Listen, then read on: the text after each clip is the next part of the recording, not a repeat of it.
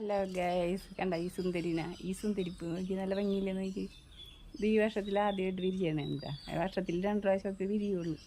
ഇപ്പം ഇത് 2024 ഫസ്റ്റ് വിരിഞ്ഞ് അത് കഴിഞ്ഞ് ലാസ്റ്റ് അങ്ങനെ 2 പൂവായിട്ടേ ഉണ്ടായുള്ളൂ.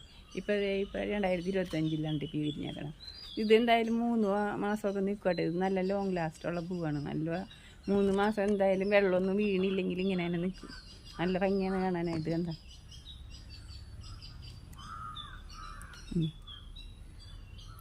അപ്പോൾ ഇതിനെയൊക്കെ ഞാൻ കൊടുക്കുന്ന വളം അത് തന്നെയാണ്. ഞാൻ ഇന്നാൾ കാണിച്ചില്ലേ, ആ വളം തന്നെയാണ് ഇതിനൊക്കെ കൊടുക്കുന്നത്.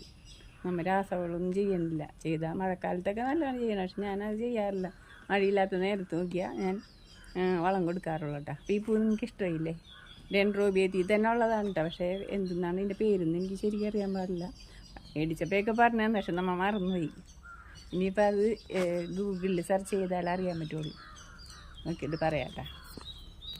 അപ്പം ഇന്ന് ഈ വീഡിയോ ഇത്രേ ഉള്ളൂ. അടുത്തൊരു വീഡിയോയിൽ കാണുന്നവരെയും ലൈക്ക്, ഷെയർ, സബ്സ്ക്രൈബ്.